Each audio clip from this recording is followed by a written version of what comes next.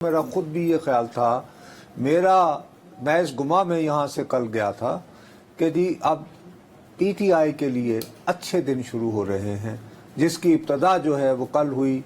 अमरीकी house of representative से एक तारीखी नंबरों के साथ। उसको भी आपने उसका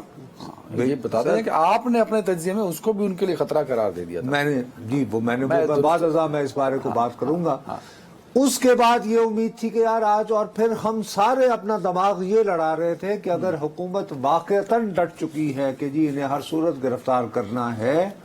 तो आज अगर रहाई का फैसला आ गया तो क्या वो जेल से बाहर आ पाएंगे या उनके जेल के बाहर आते ही एक और मुकदमा तैयार होकर उन्हें वापस भिजवा दिया जाएगा। वो तो नहीं हुआ। अब ये बताइए कि ये जो कारकुनों में जो मायूसी फैली, मुझे ये महसूस हुआ है कि गालिबन उन्होंने अपनी मायूसी को गुस्से में बदल कर वहां मौजूद क़यादत पर उतारने की कोशिश की है, या कि ये कुछ और लोग थे जो कि क़यादत पर जो है वो सारा वहाँ जो हंगामा राई टाइप माहौल बना, उसका बताइए कि वो क्या था? वो क्या फैसले का रिएक्शन था कि तवक्कुआत के मुताबिक फैसला नहीं आया या कुछ और? जी देखिए, चूंकि इस फैसले से पहले ही पाकिस्तान तहरीक इंसाफ के जो वकला हैं उन्होंने बड़ी धमाकेदार किस्म की प्रेस कॉन्फ्रेंसेस की हैं और उस पे जो कारकुनान थे वो काफ़ी ज़्यादा पुरुमीद भी थे। आज जब ये फैसला सुनाया जाना था तो कारकुनान की एक बड़ी तादाद अडयाला जेल के बाहर भी मौजूद थी। वो ये समझते थे कि शायद आज बानी तहरीक इंसाफ जो हैं उनकी रिहाई मुमकिन हो सकेगी, लेकिन जैसे ये फैसला आया, फैसला आने के बाद जो कारकुनान शदीद गुस्से में थे और जुडिशल कॉम्प्लेक्स इस्लामाबाद के बाहर उन्होंने शदीद नारेबाजी की। वहाँ पर जो फैसल जावेद थे और जो पाकिस्तान तहरीक इंसाफ के अपोजिशन लीडर हैं उमर अयूब, इनको वहाँ पर उनका घेराव किया गया और इनके साथ तल कलामी की गई, इनको ज़दोकोब किया गया और बुरे अलकबात से इनको वहाँ पर नवाजा गया। ये वाकई ऐसा भी तो हो सकता है कि कुछ लोग ये रूप धार कर कि जी हम तहरीक इंसाफ के कारकुन हैं और जज्बाती हुए में रूप धार कर भाई मेरे के मतलब आप कह रहे हैं कुछ बहरूपिये थे वहां? मेरे भाई एक आम मिसाल के तौर पर अब हर कारकुन को तो उमर अयूब जाती तौर पर नहीं जानते होंगे ना भाई। रावलपिंडी से फर्ज करो जी 100 अफराद आ गए हैं और वो जेन्युइनली तहरीक इंसाफ के हैं या नहीं है, लेकिन आम तौर पर रिपोर्टर्स अंदाजा जाहिर करें कि बहरूपिये भी हो सकते हैं। मैं ठीक पहुंचा, मैं तो सिर्फ ये कह रहा हूं कि उसके बारे में क़यादत का क्या कहना है। वो ये तस्लीम कर रहे हैं कि ये उनके कारकुन ही थे जो अपने गुस्से का इजहार कर रहे थे, और किस अंदाज में गुस्से का इजहार हुआ है तो ये बता दें। दूसरा ये कि क्या तहरीक इंसाफ की क़यादत जिनके साथ धक्कम पेल हुई है वो ये एतराफ़ कर रहे हैं या कंफर्म कर रहे हैं कि जी हाँ ये हमारे ही लोग थे, या कि ये कुछ और थे?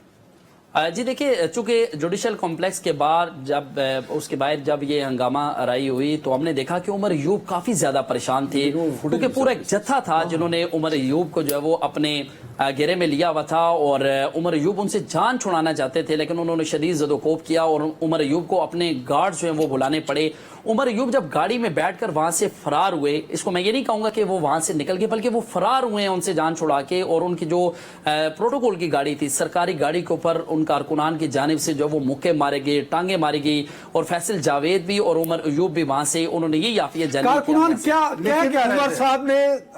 कोई आपके साथ, आप लोगों के साथ बात नहीं की? आपकी फुटेज वगैरह तो मैं देख रहा हूँ, ये काफी परेशान कुन है,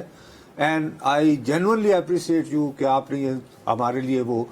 इसको अवेलेबल किया, ग्रेटफुल टू यू। लेकिन क्या उमर साहब ने एक फिक्रा भी उसके बाद से नहीं कहा है, या कोई प्रेस कॉन्फ्रेंस या कोई तहरीरी बयान कि वो उनके लोग थे या गैर लोग थे? क्योंकि अब तो काफी देर हो गई इस वाक़े को हुए हुए। जी देखिए, मैंने चूंकि उमर अयूब से ये सवाल किया था कि मैंने अडयाला जेल के बाहर भी आपको देखा कि कारकुनान की बड़ी तादाद आपके इस्तकबाल के लिए आया करती थी और यहाँ भी, लेकिन ऐसा वाक़या इससे पहले कभी रिपोर्ट नहीं हुआ और रूनुमा भी नहीं हुआ। तो इस पर उमर अयूब ने किसी किस्म का कोई जवाब नहीं दिया, बल्कि वो बड़ी स्पीड के साथ वो अपनी गाड़ी में बैठे और अभी उन्होंने गाड़ी का दरवाज़ा बंद भी नहीं किया था कि वो इसी तरह चलती हुई गाड़ी के अंदर जो वो वहाँ से निकल गए। और लेकिन जो कारकुनान थे वो काफ़ी ज़्यादा गुस्से में थे। मैं पूछना चाह रहा हूँ, कारकुनान क्या कह रहे थे मुखातिब करके उमर अयूब साहब को? जी देखिए, इस सारे मामले के बाद, उमर अयूब के रवाना होने के बाद और फैसल जावेद के रवाना होने के बाद जब मैंने कारकुनान से बात की, मैंने उनसे ये पूछा कि आज इतना ज्यादा गुस्सा क्यों है, क्योंकि इससे पहले भी तोशाखाना, साइफर केस, दीगर जो मुकदमात है उनमें बानी पीटीआई को सजा हो चुकी है, आज भी अगर सजा बरकरार रखी गई है तो उसके ऊपर इतना ज्यादा गुस्सा क्यों?